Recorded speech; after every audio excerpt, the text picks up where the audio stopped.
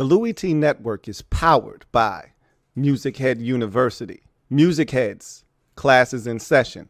Turn me up. Enroll on YouTube now. Link is in the description. Who else could it be but me, your man, Louie T? Welcome to the command post. You know what it is. Post up. Take command. I, of course, am your commander-in-chief, Louie T. Thank you for joining me. I ain't really want nothing in particular, man. Just a little bit of Saturday vibes. You know, Saturday afternoon vibes. Just kind of kicking it. And we still lit, man. I mean, I don't know about y'all, but I'm still on cloud nine. And I didn't think I would feel this way. I didn't think I would be this excited for this long, right? I just thought I would be excited. And I think us knowing that it was inevitable, like had it just happened out of nowhere, maybe this would have been warranted for me. But knowing that it was going to happen, knowing that there was even a date attached to it, that we knew it was either July 20th or August 8th. And so knowing all of these things, knowing that Dan had moved all of his shit out of the office, he was gone, that this was happening, I thought that I would be happy once it was official, maybe happy for a day or two, and then I'd be back to normal. That is not the case. Okay. I am still on cloud nine. I got a little bit of tequila here. There's a little bit of something extra in this tequila. I'll maybe tell you guys about this on my podcast next week or at some point, what else is in this cup. But I was looking at the pep rally, and you know, so many people were posting things from the pep rally that they had last night. And I watched Rio's video. Shout out to Rio Robinson over there, killing it. And he had a vlog. Tones was in there at the pep rally. And I saw a bunch of clips on socials, you know, and y'all were amped. So when I was talking about they weren't, to me, doing enough to make Josh Harris and company feel like they're literally saving the day, because they are. Like really letting them know how appreciated they are and how much we appreciate them. I was wrong. So I saw a clip of them coming into the press conference and all of the workers. I think that was a press conference. That could have been another situation where he was addressing all of the staff members that work there. But they gave him a standing ovation, and literally Jason Wright had to come in there and say, all right, y'all, okay, sit out. That's the kind of shit I'm talking about. That's what I said yesterday. Remember I said somebody was going to have to grab the mic and be like, all right, that's enough. That's how it should be. That's what Jason Wright had to do. Like grab the mic, tell them, all right, that's good. All right, enough. Y'all can sit down. That's what it's supposed to be. So I saw a clip of that. That made me smile. I saw the clip of the fans chanting, thank you, Josh. That made my heart smile. Okay, that made my heart smile when I saw that.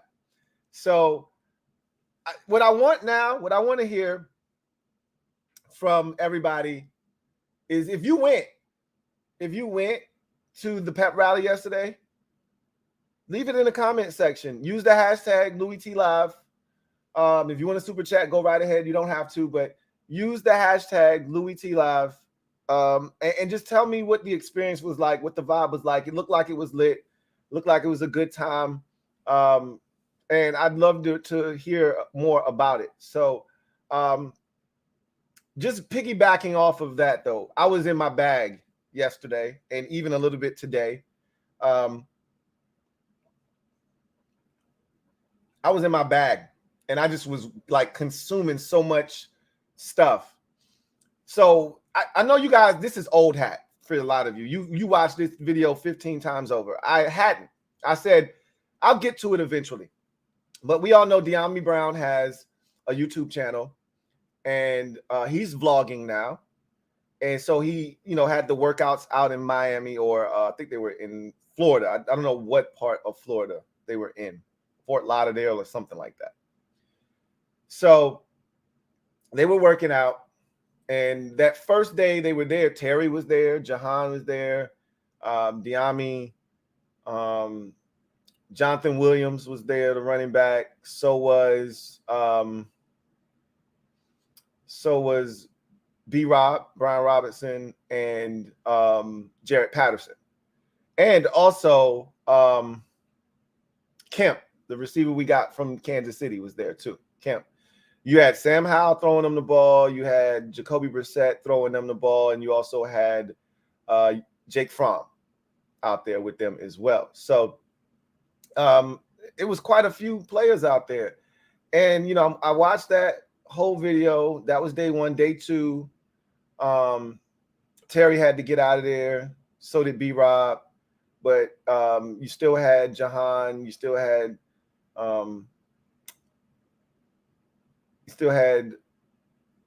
Jonathan Williams and a few others still there, right?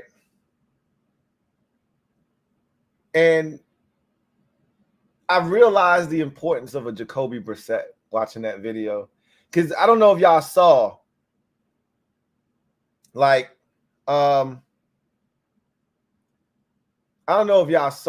he was explaining to Diami, if they in cover 4 and we in the red zone, once you don't need to double stick that, right? Diami stuck his foot and gave us a double stick, and that's throwing off the timing of the play. Like once you pass that first defender, slow it down, throttle it down, give your quarterback a target. Like you're not trying to run to the next defender, right? You just cleared this first defender in cover 4, because everybody in cover 4, they're getting back. They're getting depth, right? So once you clear that first defender, you don't want to run to the next one. Kind of don't stop, right? Keep going, but throttle it down a bit. We're not going full speed. Now you're trying to make yourself an available target for that quarterback to zing it in there to you.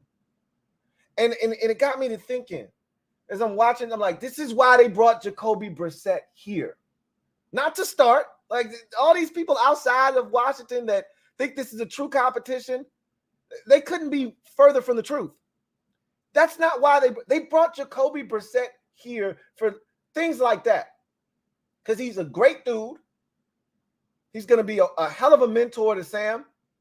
But he's also going to help these other young players, receivers, running backs, offensive linemen. He's seen a lot more football than a lot of these dudes have. So he's going to be able to give them a little bit more insight. He's going to be able to show Sam, hey, this is what you should be looking for here. This is how they're going to try to trick you. You got to be ready for this. Listening to Terry talk about different routes, and like he was talking about how Jahan ran a route against San Francisco. He's like, shit, I can't do that. That's some Jahan. You know what I was also thinking? Watching Jahan out there, and now he was running a particular route, and I was like, God damn, Jahan is smooth. This is going to be a big year for Jahan, man. Seriously. I know y'all saw him working out with OBJ and Elijah Moore and all those dudes getting nasty out there. I'm telling you, this could be a massive year. If Sam and that offensive line, and really it boils down to the offensive line. They give him time, Sam's going to do his thing. I'm not even tripping. I ain't even worried. If the offensive line does their job, this could be a massive year. And Jahan stays healthy. That's a big part of it too. Health is always a big part of it. But if those two things happen, Sam's going to handle his. This is going to be a massive year for Jahan Dotson. This sophomore season is going to put him on the map and put everybody else on notice. We got Terry. We got Jahan. This is a big year for Diami too, because if Diami doesn't step up this year, now you're going into the final year of that rookie deal. Who knows what happens with the staff, GM, et cetera, et cetera. But, it's easy for you to get let go in your final year of your rookie contract. They don't have to keep you because you're still on a rookie deal. They can get rid of you and draft a new receiver and move on from you. So this is a big year for Diami too. Like, I don't know what's going to happen with Curtis because he's going into the last year of his deal. And Curtis is a Ron Rivera guy. So if Rivera and Marty Herney and company aren't here, Curtis may not be back. If those guys are here, I think Curtis is going to be back. So that his situation is going to be largely dependent upon him staying healthy and performing the way that he did last year or better. That's number one. That's why we'll want you back, is because you did what you did last year, because he was phenomenal last year. And then two, is Ron and company here? Because that's who brought him here. That's where the allegiance and the loyalty lies, is with Ron and company. They go. I don't know if the next group comes in here and says we got to have Curtis Samuel. Probably not. So this is going to be a big year, because to me, the core base of the receiver room is Terry and Jahan. We need these other parts to kind of fill in the blanks, though. You need a Curtis Samuel. You need a Diami Brown. We'll see what Mr. Kemp is talking about. But you got to have the other pieces to fill in those blanks, too. But I'm telling you right now, if we got this 1-2 punch that we think we got at receiver, look out. We know what Terry is. We don't worry about Terry. You already pencil in 1,000 yards. We got to get those touchdown numbers up. Hopefully this is the year that happens. He's trending in the right direction. But with Sam in this passing game where there's yards after catch opportunities, and Terry showed last year that he's so much better at run after catch than he was earlier in his career. And even early in his career, if you gave Terry a slant like that game against the Eagles late in the season in his rookie year, and he took it to the house about 70 yards or whatever, you give Terry a slant. He did the same thing against the Giants. I want to say that was in 2020. He caught a underneath pass, broke like 2 tackles, and then hauled ass, right? Like, you give Terry some space, it could get ugly quick, because now it's going to turn into a foot race. And you don't want that. You don't want that smoke with Terry, right? So this could be a massive year. I'm watching that video from Diami. I'm thinking about some of the posts that I've seen. A lot of people getting excited about Chase Young. I need to see it first. I'm not moved by him running around against space and air. I know he's going to stop the run. I'm not worried about that. Can he get to the quarterback? Can he get to the quarterback is the question. I can't wait to see it. But I'm excited for those receivers and those skill guys and what they could potentially do. Because if you're worried about Terry, if you're worried about Jahan, if you're worried about, we got so much speed now. Remember when we were void of speed? Remember when we were void of speed? And we didn't have speed on offense. We didn't have speed on defense. We're a fast football team now. We look like everybody else. Finally, we've caught up with the rest of the league. You know something that this new ownership group is going to bring to the table that we're kind of behind the times in? And, I'm not the biggest analytics guy. I've told you this already. You know that. I don't really give a shit. That's why, PFF and all of these different publications and sites don't move me, because I don't give a shit about your analytics. I really don't. All right. Especially when I don't know if I can trust you or not. However, there is a place and a time for analytics, and it should exist. And it shouldn't be just Ron Rivera saying, well, the analytics guy told me to call a timeout. No, the hell he didn't, Ron. He ain't tell you that shit, because that was wrong as hell. Ain't no analytics guy tell you to call a timeout right there. Stop lying. If that's the best we got for analytics, we ain't got shit. That's about to change. We're going to actually come into the 21st century with everybody else. All right. Golly. So it feels good to know that we're finally about to catch up with every damn body else from an analytics standpoint. But how about from a speed perspective? We can run now everywhere. Adding guys like Quan Martin and Emmanuel Forbes to a secondary that was probably not as fast as you would like. That was the missing piece for us. We're fast on the defensive line. We're fast at linebacker. We just weren't fast in the secondary. Now we added a couple of sub 4.4 dudes, or Quan Martin is a 4.4 guy, and Emmanuel Forbes is a sub 4.4 guy. Now we've added speed in the secondary to go along with one of the fastest defensive fronts in the NFL. We know we can run at linebacker between Jamin Davis and what's our dude from Michigan, man, that we think has a chance to have an impact this year. Like, why am I blanking on his name? I can see his damn face. Y'all help me out. What's the linebacker I'm thinking of?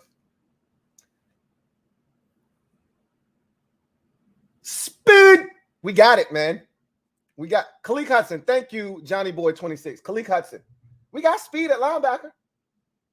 Now, you add that into the secondary. You know what it looks like on offense. I'm sick to my stomach at tight end because the injury that we sustained there, it took away the guy that had the most speed at the tight end position. So no, Amani Rodgers sucks because that's legit 4 or 5 speed at tight end. That's a difference maker. Cole Turner, I think, is a 4.6 dude. I'm not sure. I'd have to look that up. I don't know what he runs exactly, but he can run. But we know we got speed at running back. Well, Antonio Gibson can run. B. Rob isn't the fastest. Neither is Chris Rodriguez. But Antonio Gibson can run. We know we got speed at wide receiver. I'm excited about what we can put on the field from a speed perspective. We can create some mismatches. So this is I'm really excited, man. I'm excited about this upcoming season, you know, and what it could represent. This could be the beginning, the beginning of something truly special in DC. Like this 2023, I told y'all 23 is the best number in the world, and you're seeing it already. 2023, you're never going to forget 2023. Not 2020, not even though COVID was a sumbitch. We're never going to forget 2020, but not 2020, not 2021 or 2019 or 2023 is the year you'll never forget. We could win a Super Bowl in 2025. You'll never forget that. But you'll never forget 2023 because that's where it all started. This season has a chance, and I'm really looking forward to this season setting a foundation, planting the seeds of success for this organization moving forward, finding a franchise quarterback, getting new ownership. Don't know if they're going to change the name or not. I think they're going to change the name. Whether they do or they don't, you know how I feel. I've already put that out there in the atmosphere. This is the beginning. This is the start. And it feels good. Feels good. Feels good.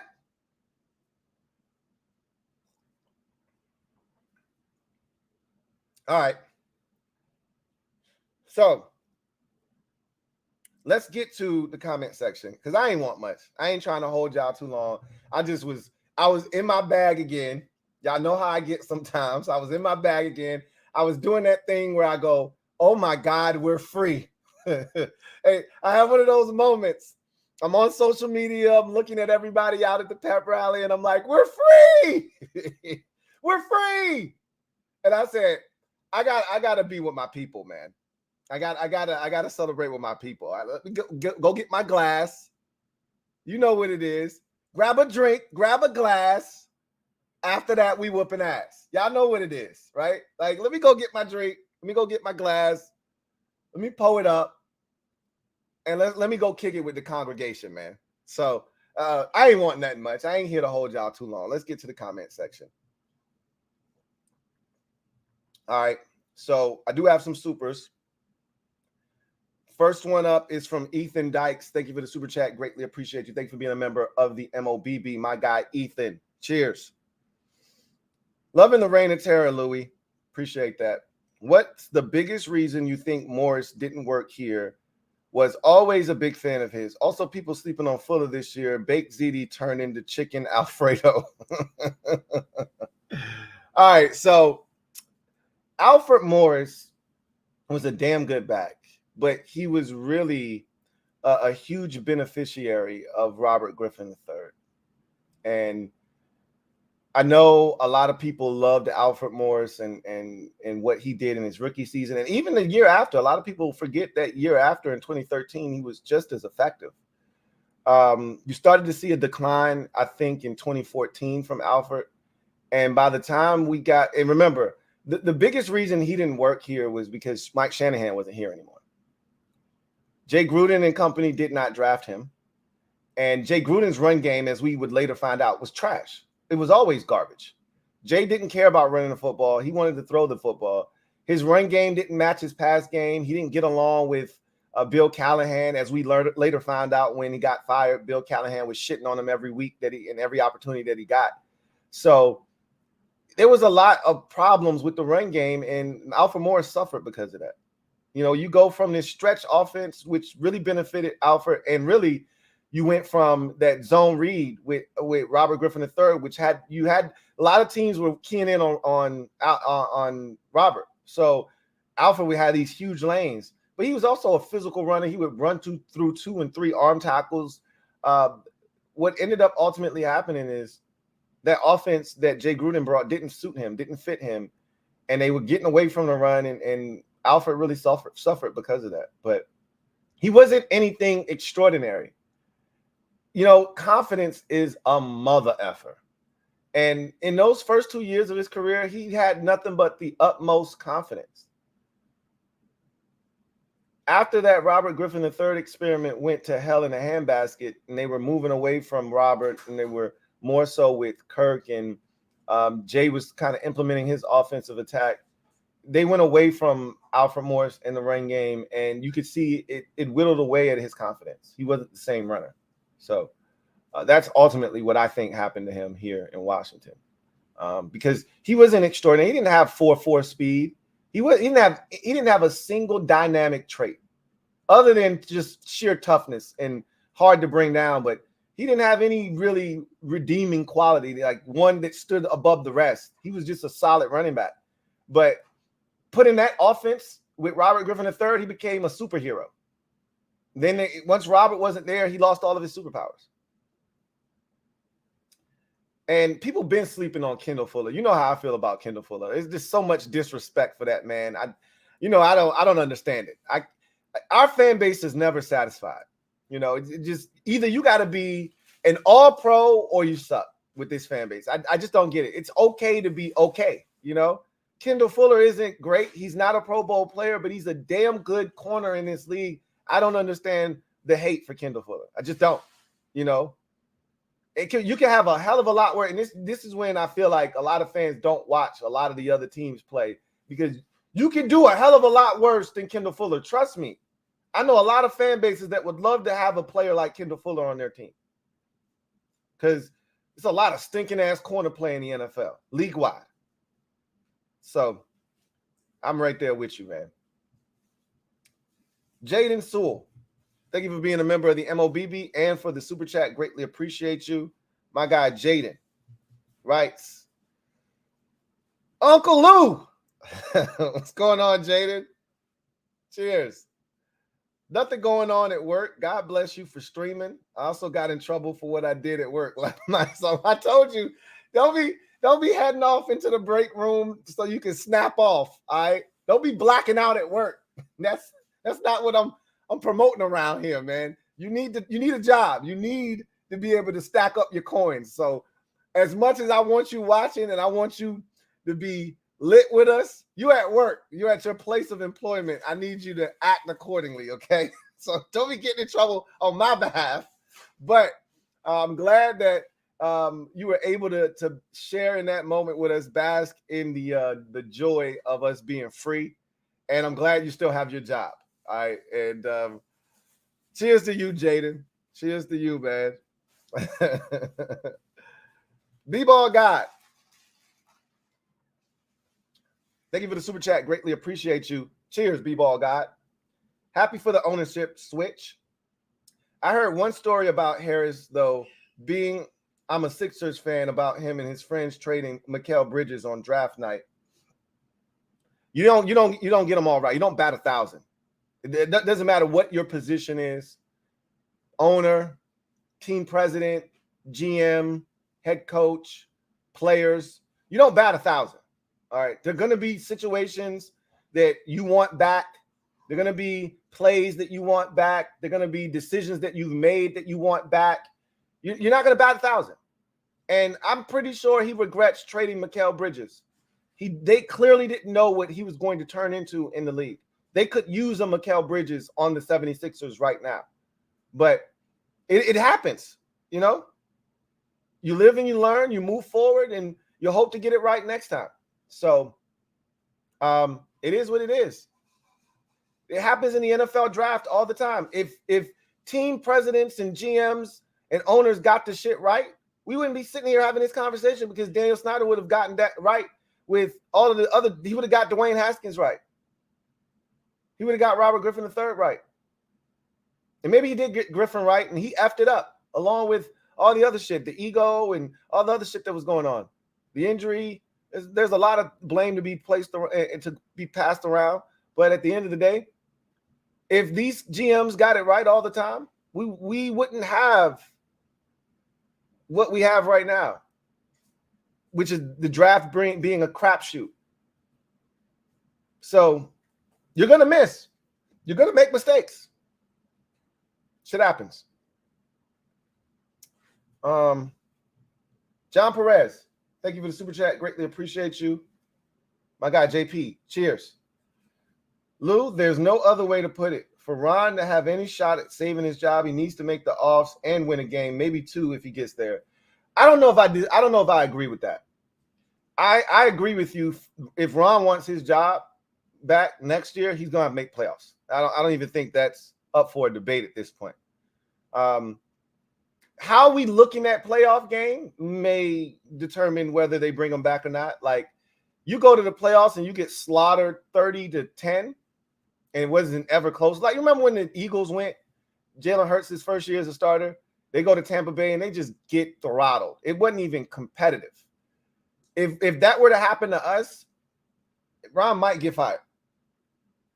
But I think just making it to the playoffs might be enough to save his job. And then if you go to the playoffs and you don't win a game, but let's say you lose a game 27-23, a super competitive game, you were up 23-20 with 4 minutes to go in the fourth quarter, and the opposing team just went on a drive and put it in the end zone and beat you 27-23.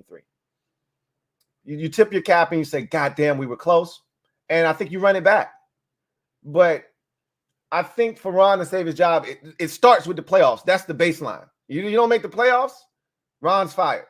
I truly do believe that. So I'm with you on that part of that equation there. We'll see what happens. Cheers, JP. B-Ball God, thank you for the super chat. Greatly appreciate you. Double up. Thank you for doubling up, B-Ball God. Cheers. Who writes, also a weird sit where GM was fired for a situation where GM was fired for tweeting. So I don't know these stories that you're referencing, but there's always a backstory to this stuff. What if he had a meeting 2 weeks prior to that where he said, hey, I don't want us tweeting out anything, no information right now. I need everything to be sealed, airtight, everything kept between us.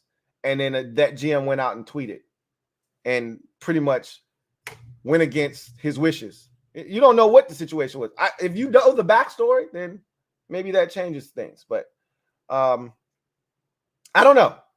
And frankly, I'm on cloud 9 right now. I don't even care. You know, I don't know. And this is what I don't want to be like locked in on what he's done with the other organizations. Because you'll get people like, hey, the Sixers and the Devils haven't won anything since he's taken over. Like, get out of here with that. Like, are those successful organizations, are they being run adequately? Are these teams in the playoffs? Because all you're looking for, like, basketball is different. If you don't have a superstar, which they do in Joel Embiid, if you don't have a superstar and then other players, which they do, they're about to trade one in James Harden, and they still have Tobias Harris. But if you don't have a superstar and a great supporting cast, you don't have a chance in the NBA. They have a chance to do the 76ers. That's all you're asking for in the NFL. Is get me to the playoffs. Give me a chance. We don't have to win 4 games out of 7 in the NFL. You just got to win 1. So it's different. I'm just happy he's here. Door Gunner, thank you for the super chat. Greatly appreciate you. Thank you for being a member of the MOBB. Cheers, Door Gunner. Happy birthday, Lou. You're still a day early, but I accept all happy birthday wishes. Thank you. I appreciate that greatly. Birthday's tomorrow, but the turn up is the entire weekend. So hence the drink here, my tequila, and the little extra that's inside of the tequila. Can't wait for the next Super Friends stream with this fabulous offseason. Get your butt to the game with the mob this year. You're not going to peer pressure me, Door Gunner, okay? I'll come when I'm ready. Pause. I'll be there when the time is right. I'll say that. But eventually, look, I told you, I'm going to be outside eventually. Don't you worry. Even if it's not at a game, I'm going to be outside. We're going to start turning up together. Facts. The next Super Friends stream will be in August. I can assure you that. I haven't pinpointed a specific time yet. I think I got one in mind. I'm gonna sort it out, make it make sense, reach out to the fellas, and you know it's gonna be lit. And all I'm asking for y'all to do is show up and show out for the kid. That's it. Because I'm gonna definitely be on 10 that night. And I'm gonna warn them in advance, like, hey, y'all better come. You better come with your Sunday's best. Because I'm gonna be on 1,000.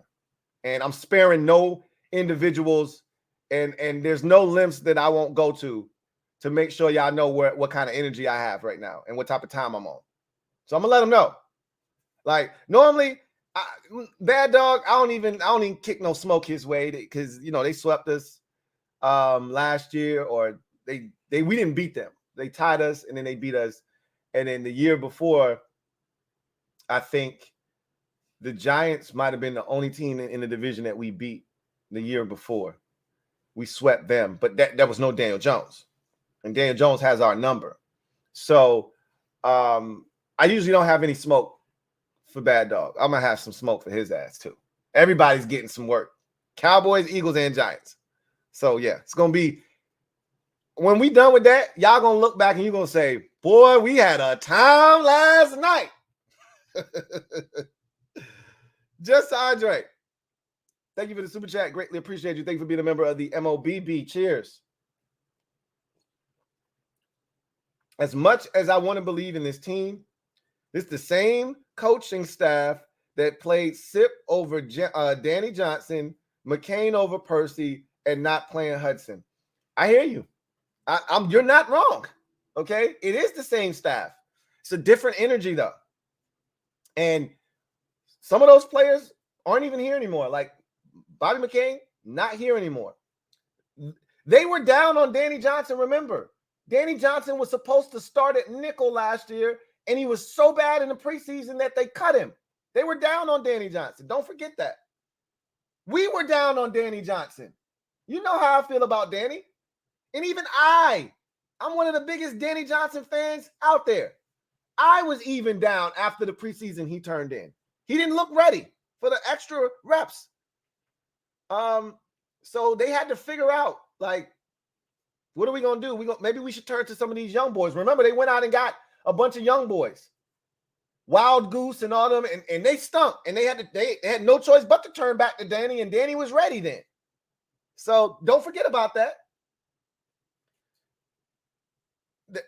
Them not playing Percy, we're not there at practice every day. Percival may not have been ready.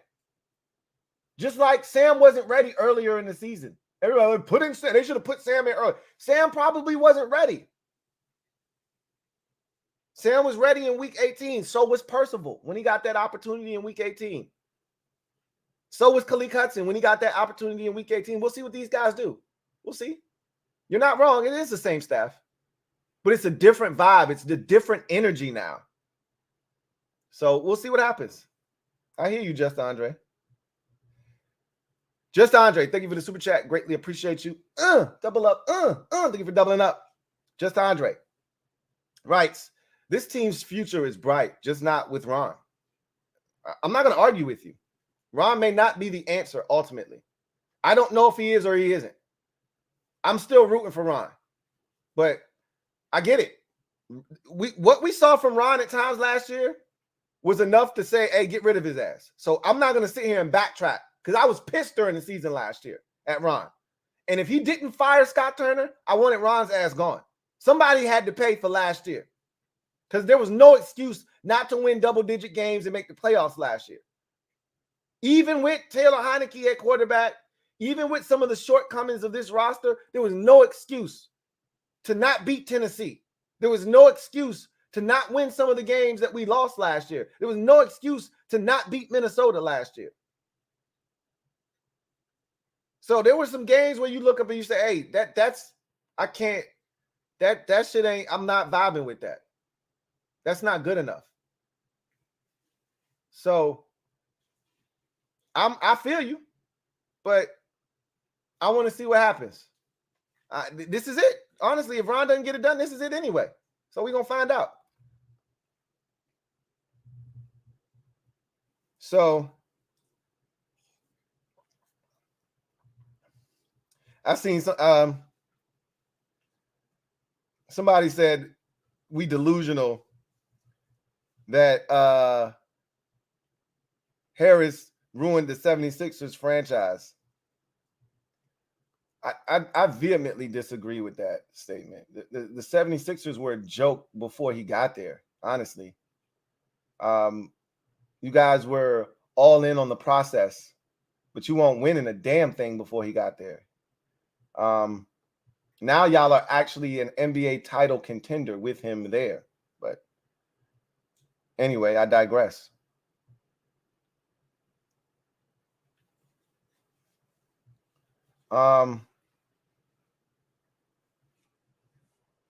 Be Right says, finally, I could talk ish and hold my head up high. Hell yeah. That's what it's all about, man. At one point, you know, I would hear people, first of all, I stay out of uneducated football conversations. One thing I can't stand is an uneducated ass conversation about ball. So if you having one of those, I just listen. I don't say shit. But if you having an educated conversation, you know, I'd love to interject, but I was tentative to do so because I knew if I told them who my favorite team was, the conversation would totally switch from whatever the hell they were talking about to then roasting me. You know, damn, what happened to y'all name and this, that, and the third? And I don't want none of that smoke. I didn't want any of that shit. So I would just kind of fall back. I'm back in the game now, right? Because even if they weren't talking about the name, they were talking about the owner, right? Like, yo, y'all owner ain't shit, man. That shit's crazy, yo. I don't want to talk about that shit. I don't have to now. So, yeah, man. Chin up. Chin up. We back in the game. Jeeps. Thank you for the super chat. Greatly appreciate you. Thank you for being a member of the MOBB. Jeeps. Or excuse me. Cheers, Jeeps. It's Lou. It's Jeeps, the lurker. Ain't nothing wrong with it, man. Glad that you've come out of the dark into the light, though. Analytics said time to get Dan the hell out of there. We still lit. Oh, well, that's the best analytics I've ever seen. Get Dan the hell out of here. Cheers to that. I love it. Cheers, Jeeps. Let's see. All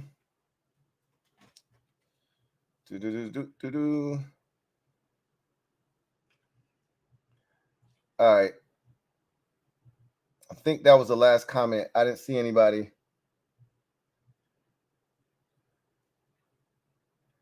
I don't see any more comments directed at me. So anyway, man, I told you I won't try to hold y'all here too much longer. I just wanted to come in and kick it with y'all on this Saturday afternoon. A little Saturday afternoon vibes. Got me a little drink, in my cup. Yeah, feeling good about the squad. I just watched the De'Ami Brown video and, thinking about all the stuff I've seen on socials this offseason. Sam out here getting work with the fellas. Jacoby Brissett's leadership. I see a lot of good things with this football team. I really, truly do. Like, it's not the blind leading the blind no more. You bring, remember I kept talking about how young of a football team that we were, and somebody went and dug it up and said, like, we're the 10th or 11th youngest team in football. That we're young, we're in the upper third of young teams in the league. Okay, we're a young football team. All right. And so, and the only reason that number I think is slightly skewed is because you got guys that are special teamers like Tress Way, who is probably the oldest player on the team, who's been here forever, that pushed that number up, right? Like, we're a young team. Charles Leno is probably, there aren't many 30. What did I tell you? I was like 5 or 6 guys that were age 30 or older on this roster. Charles Leno, Tress Way. Who else? I mean, we don't have a lot of 30-somethings.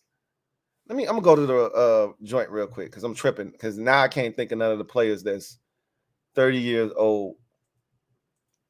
So Tress Way is the oldest player on the roster. He's 33. Logan Thomas is 32. Cornelius Lucas is 32. Tyler Larson is 32. F.A. Obata is 31. Charles Leno is 31. And Jacoby Brissett is 30. Like 1, 2, 3, 4, 5, 6, 7. 7 dudes that are 30 years of age or older on this roster. It's not a lot. It's not a lot. And a lot of these dudes aren't necessarily key contributors either. So you don't have a voice if you're F.A. Obata. I mean, you are part of the group, right? Gang, like you here, but Charles Leno, Jacoby Brissett, Logan Thomas, Tress Way, like those are the dudes with voices on the team that are of the 30 years or older. We got a lot. It's the blind leading the blind. We a young team, man. It's a lot of young cats on this team, straight up. So bringing in a guy like Jacoby Brissett is important. And take it from me, I'm a Memphis Grizzlies fan. We didn't have any veterans on the team. That's why you got dudes like John Morant out here doing dumb shit off the court. And you got guys like Dylan Brooks don't know how to keep his mouth shut on the court, and we getting cooked. We didn't have any veterans that say, hey, nah, don't do that shit. Don't do that. Don't poke the bear. Don't poke LeBron. Why? Yeah, he's 90 years old, and he does look old still. He's still one of the best. Don't poke the bear. Why?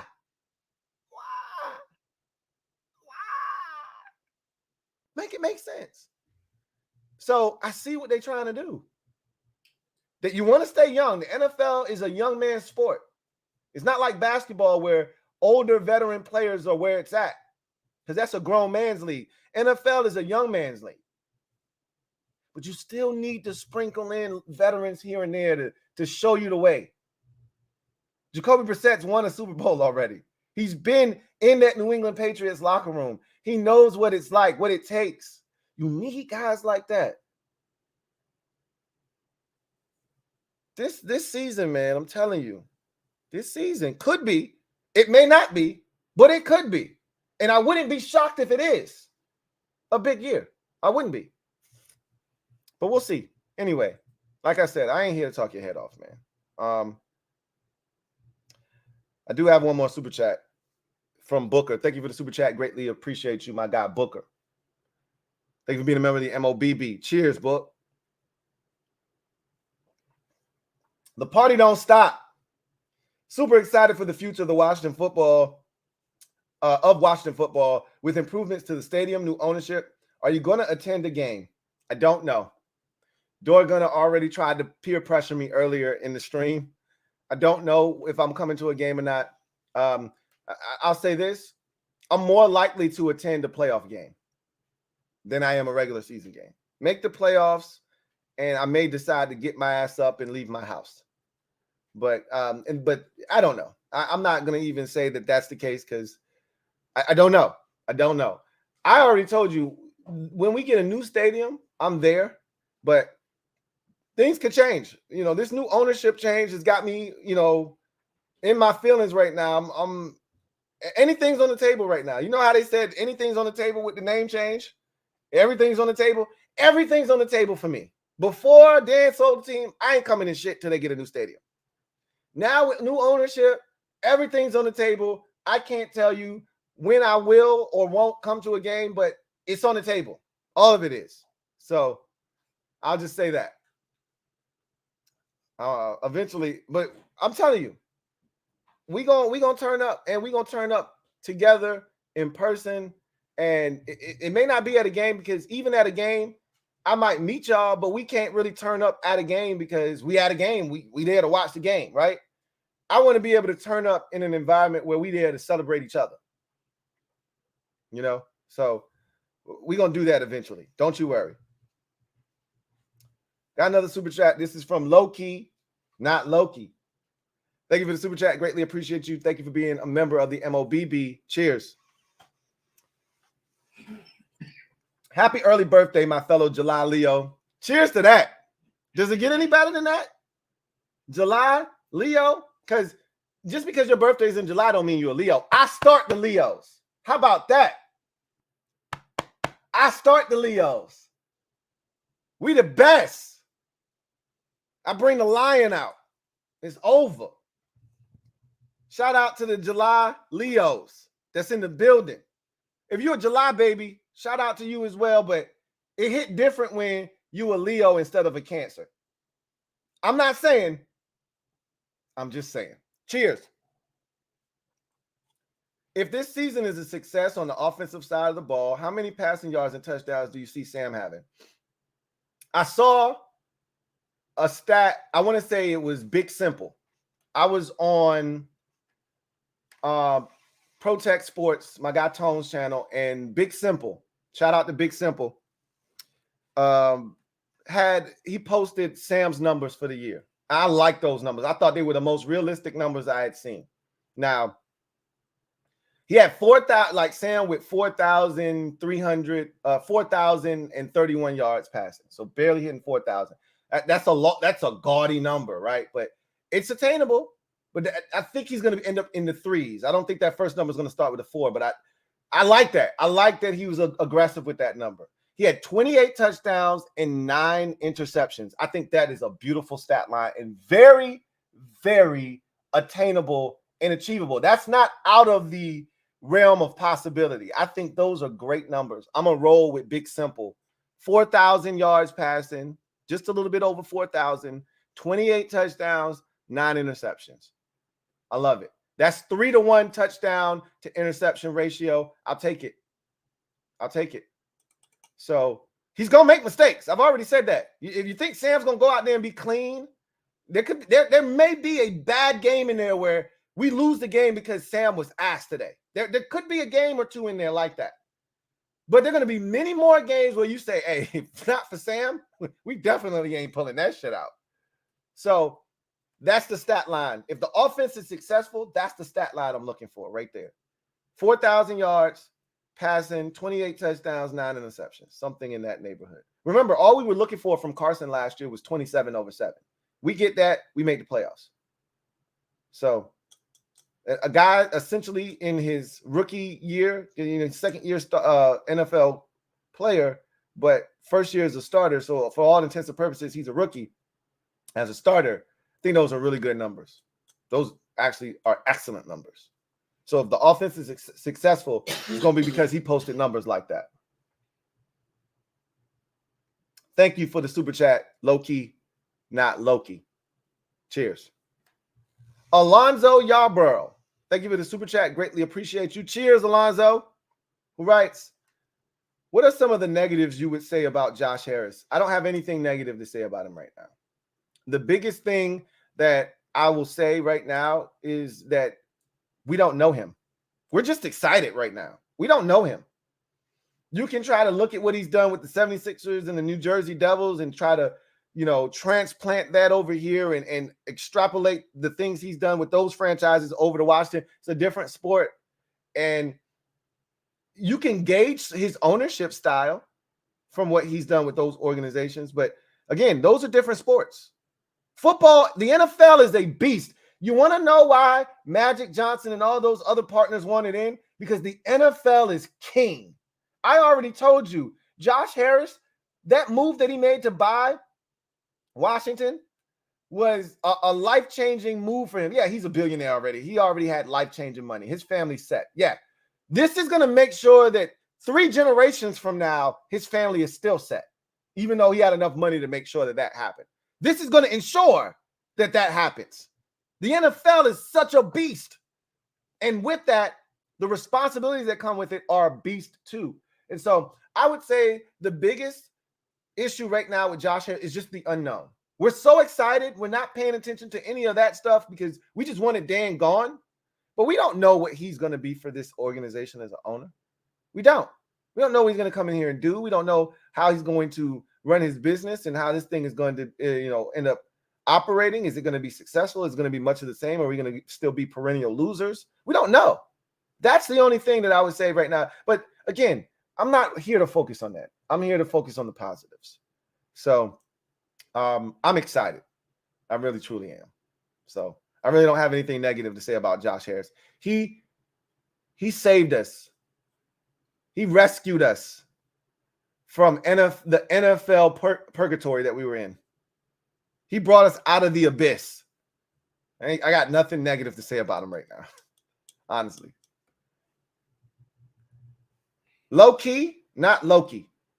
Thank you for the super chat. Greatly appreciate you. Double up. Thank you for doubling up.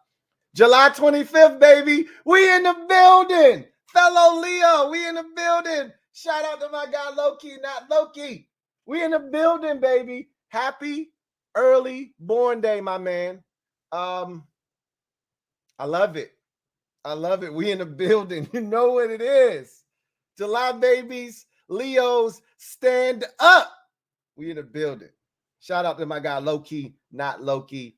July 25th, right around the corner on Tuesday. Hopefully I remember. I send you a birthday shout out, my guy. Anyway, Humble King, thank you for the super chat. Greatly appreciate you. Thank you for being a member of the MOBB. Cheers. Humble King says, happy born day, Lou. I appreciate that. Again, birthday's not till tomorrow. All right. But I accept all happy born day well wishes. And I thank you humbly, Humble King. So with that said, I am going to glide to the side and allow you guys to enjoy whatever it was you were doing before I rudely interrupted your beautiful Saturday afternoon. What a glorious weekend it has been, continues to be, and will be. With that said, we are free. Celebrate. The party don't stop. We ain't done yet. Keep partying. Keep pulling up. Keep celebrating our independence. We about to change the game out here, man. I'm your man, Louie T, signing off. You know what it is. Post up. Take command. Y'all get out of here. Have a good one. God bless. Hell of a weekend. Leos, stand up. We in the building. Washington fans, we free.